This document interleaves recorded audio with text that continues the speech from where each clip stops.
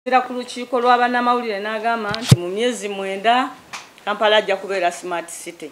Smart city kitegeeza ekibuga ekikolera ku tekinologiya owa waggulu ne kompyuta okutuusa obuweereza eri abantu. Naye munnange ye bwe yafunayo kamera 5 n'azisimba wali ku luguudo ne bamugamba nti smart city bwetyo bwebeera. Ekisooka ekyo ekisuubizo pulezidenti wakikola tubala wakikola mu Sebutemba kati ebula emyezi 4 bw'obanga wayogera ekigambo smart city nga tebakimaze kikunyonnyola nkusaba okimenyewo. Bw'oba ddala ogenda kukola smart city etandika ne kye bayita democracy bamusussa nawo ono w'okkuba enkuŋŋaana n'agenda naku e-democracy mu smart city tosobola wadde okukola oluguudo okutuusa nga bannansi bakozesa ekigambo kye bayita ethical development bannansi we lunayita be basooka okukkiriza. N'olwekyo bw'oba nga oyogera ku smart city Muzeeyi Museveni jjajja w'abaana, smart city kitegeeza ekibuga ekitambulira ku tekinologiya, ekibuga ekissa ekitiibwa mu mitendera gyonna egya demokrasiya. Awo omutendera ogusooka ogw'ofuna smart city kwe kusooka oleka omuloodi ne bakansala ne bameeya bakulembere ekibuga era bakubirizibwe okulaba nga buli kye bakola abantu babakooneddemu. Mwebale nnyo, mwebalire ddala mutusonyiwe badde mpa ng'aba gavumenti erubirira okuggyako eno eriko mu palamenti tuludde ekiseera nga tunyigiriza Pulezidenti Museveni okulekeraawo okukomya ekigambo kya decentralization alagirwa mu article 179 eya ssemateeka mu bigambo nti abantu tosobola baddiza buvunaanyizibwa ate nga ssente tozizizaayo. Era twa benchmarkinga Kenya nga local governments e Kenya zitwala ebitundu 35 ku buli 100 ekya bajeti y'eggwanga. Kubanga ne bw'otunula ennyo emirimu egikwata kuweereza abantu obutereevu gikolebwako gavumenti ez'ebitundu. Ffe tukyatwalanga Kampala era nga kyekituufu nti gavumenti ya kitundu. Twagala kunyigiriza gavumenti etegeere nti tosobola kukama nte ng'ate togiwa biwata. URA eraga nti ku misolo gyonna gyekuŋŋaanya mu Uganda ebitundu 7 ku buli 100 ebijja mu Kampala wokka. Kati tosobola kugamba nti gwe wojja omusolo ogusinga obungi ate bw'otuuka okuzaayo ssente obakasukirako omuganda bwayita obunesenese. So our plan era gye tulina mu alternative budget yaffe era gye tujja okwongera mu maaso nga tunyigiriza okulaba ng'etuukirira yeey'okulaba nti local government si zonna awamu nga ne Kampala omutwaliddemu zigabana ebitundu 35 ku buli 100 eza ssente ze tuba tufunye mu budget. Olwo Kampala kuziri 35 ku buli 100 eziva ku national budget Kampala tujagaliza etwaleko ebitundu ebitakka wansi 45 ku buli 100 eza ssente zedda mu gavumenti ez'ebitundu. Kubanga kiriza obagaana Kampala ono ye Uganda gye tulinawo entono era yeetisa obuvunaanyizibwa bungi okusinga ebitundu ebirala. Ekyokubiri, twagala kutuukiriza ekigambo kya regional cities. Tofulodinge Kampala ku bumu ku buvunaanyizibwa bwe yeetisse obutali bwayo.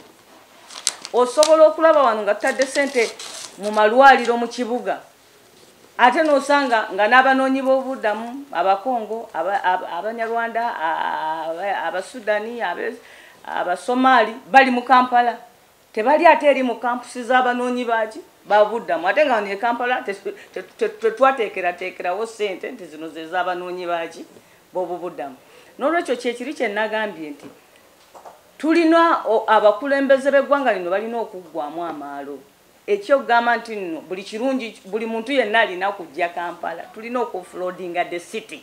We must offload Kampala. bwe tuba nga tugenda ku offloadinga Kampala tetulina genda ku kkubo kukuba banaku, tetulina kugenda ku kkubo kukuba banaku miggo mbu mufulume mu Kampala. Okugeza olwaleero buli university ezimbi ettabi e Kampala.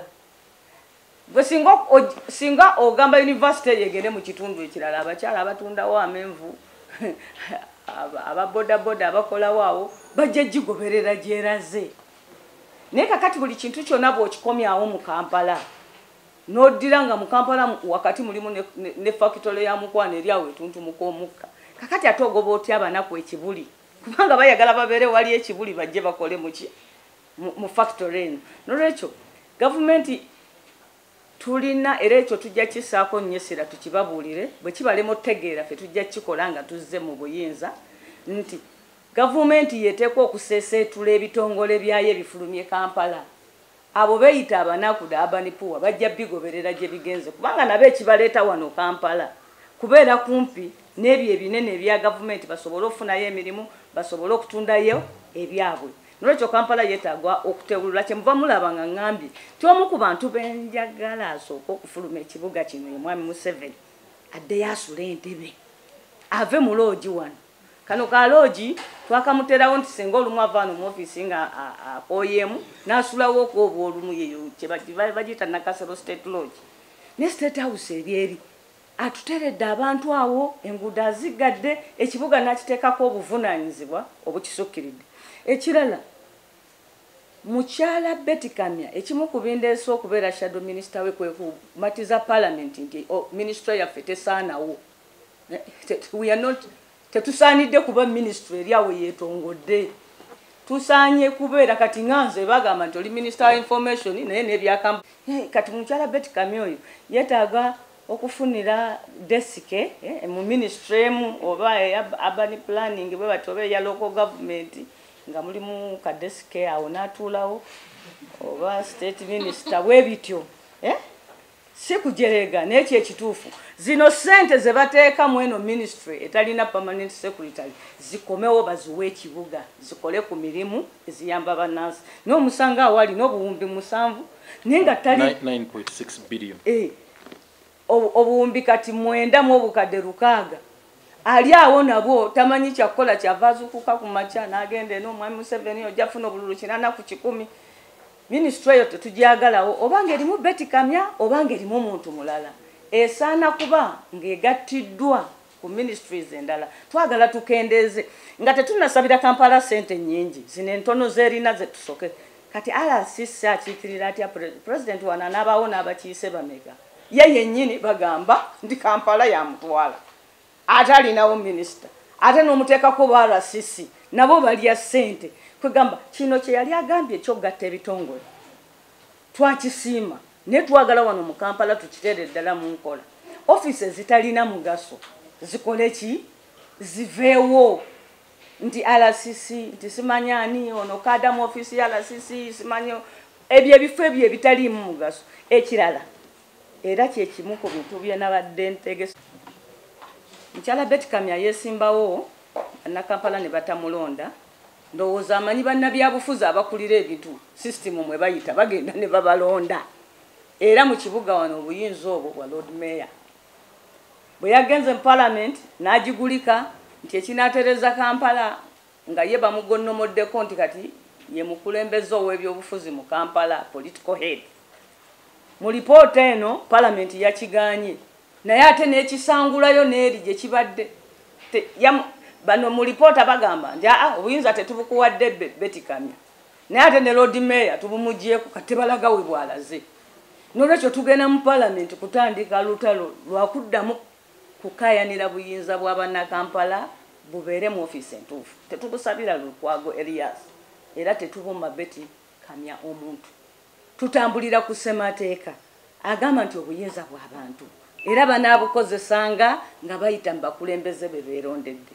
Oba leero waliwo Lukwago oba enkya waliwo ani, obuyinza obwo bulina kubeera mu Lord Mayor era nga ye kwe buva ne bukka wansi nga bugenda busaasaanira n'abakulembeze abalala ku division ne mu street committees ezirina okulondebwa kubanga mu kibuga temwali baddemu LC si kyalo mu kibuga etteeka libagamba kulonda street committees naye tebazirondesa ate akakiiko k'okulonda kadda wano ne kalondesa mu Kampala ng'ate akalondesa mu kyalo. Ekyo kye kituluma nti bateeka amata walirabye bagenda abamugamba okuggala banka kaakati bamulekeredde oyise mu Kamooli wajja ku kyenkya bakutwale bali batandika okuvunaana nti wayita mu Kamooli. N'olwekyo abo abakuwadde omulimu we baba